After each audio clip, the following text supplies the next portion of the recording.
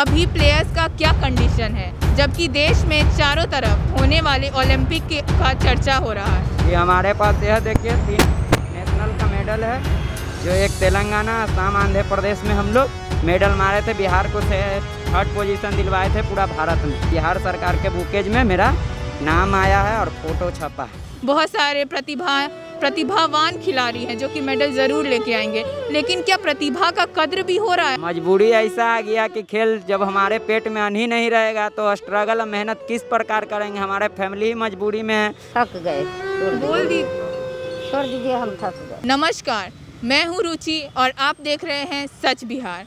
आज हमारे साथ हैं बहुत ही प्रतिभापूर्ण खिलाड़ी रंजन राज।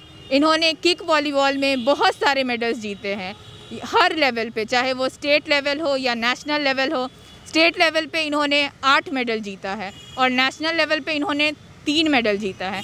तो आइए जानते हैं अभी इनकी क्या स्थिति है। रंजन राज, पहले तो आपको बहुत बहुत शुभकामनाएं कि आपने इतने लेवल पे इतने अच्छे से देश का नाम और राज्य का नाम रोशन किया है। Thank you ma'am. तो मैं जानना चाहूँगी अभी प्लेयर्स का क्या कंडीशन है, जबकि देश में चारों तरफ 23 तारीख से होने वाले ओलंपिक का चर्चा हो रहा है, जो कि टोक्यो में होने वाला है।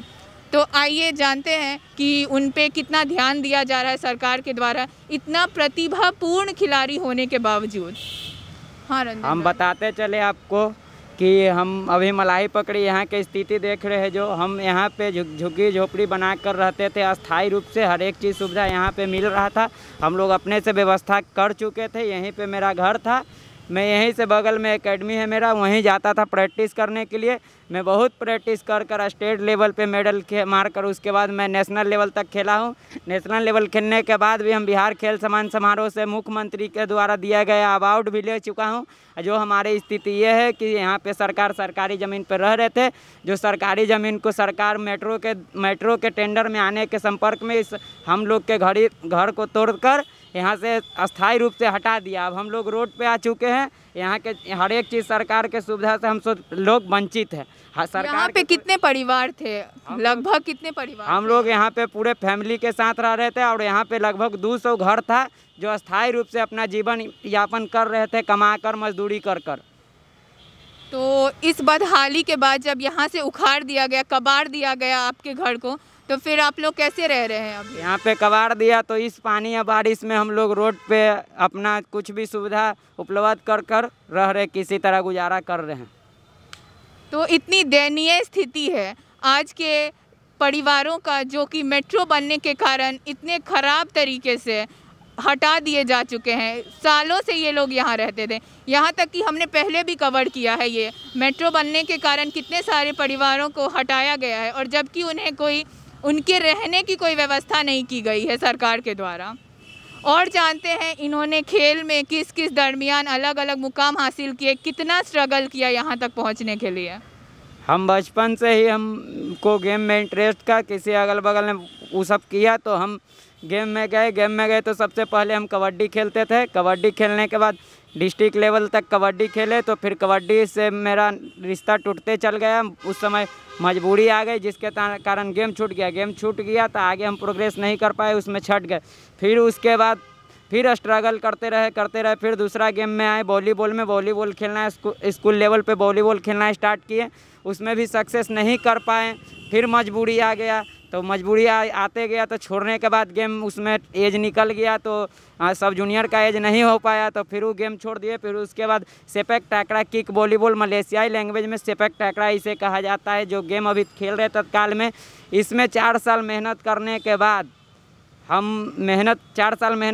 के बाद आज हम नेशनल लेवल पर खेलकर बिहार को सिल्वर मेडल और ब्रॉन्ज मेडल से सम्मानित कर रहे हैं।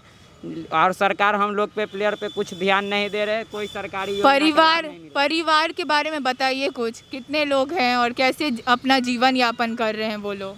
हम लोग माता पिता और 5 भाई 3 बहन हैं और बड़े भैया दीदी का शादी हो चुका है। कुछ 3 भाई हैं और 2 बहन, अभी 1 बहन का शादी अभी नहीं हुआ। 3 भाई, 1 बहन अभी पढ़ाई लिखाई कर रहे हैं। एक केंद्रीय विद्यालय में पढ़ता है और हम BA पार्ट 2 में पढ़ रहे हैं, पटना कॉलेजिएट का स्टूडेंट है। तो आपको, जैसे आपका भाई केंद्र विद्यालय में पढ़ रहा है, तो आप खिलाड़ी रह चुके हैं, देश का, प्रदेश का नाम रोशन किए हैं, तो उसको फीस में किसी तरह का माफ़ी ऐसा कुछ नहीं मिल रहा है या फिर मिल रहा है? नहीं, सरकार के द्वारा देने जाने वाला योजनाओं का कोई लाभ नहीं मिल रहा। जितना सबके पैसा लगता है उतना ही हम मेरे से भी पैसा लगता है। केंद्रीय विद्यालय में फ़ी जमा करते हैं भाई का। उसके बाद एकेडमी जो जिसमें भी पैसा लगता है उसमें हम लोग अपना मेहनत कर दूसरे काम कर पैसा भी देते हैं, दूसरे काम कर भी पढ़ाई भी करते हैं। सरकार का कोई योजना का लाभ हमारे पास नहीं पहुँच पा रहा है। सिर्फ वो कागजे पर रह जा रहा है, ज़मीनी स्तर पर कुछ आ ही नहीं रहा। अब तो फिर ये स्थिति है कि आप खेल तक छोड़ने का सोच रहे हैं और कहीं और अप्लाई कर रहे हैं जॉब के लिए। मजबूरी ऐसा आ गया कि खेल जब हमारे पेट में अन्न ही नहीं रहेगा तो स्ट्रगल और मेहनत किस प्रकार करेंगे। हमारे फैमिली ही मजबूरी में है, फैमिली को भोजन मिल ही नहीं पाएगा, तो हम गेम खेल कर और मेडल रख कर सरकार से कुछ उसका लाभ ही नहीं मिल रहा, तो फिर हम गेम खेल कर सरकार को मेडल दे, मेरा कुछ नाम ही नहीं हो, उससे कुछ ज़मीनी स्तर पर फ़ायदा ही नहीं हो, तो ऐसा क्या करेंगे? फिर अपना जीवन यापन करने के लिए दूसरा काम तो करना ही पड़ेगा।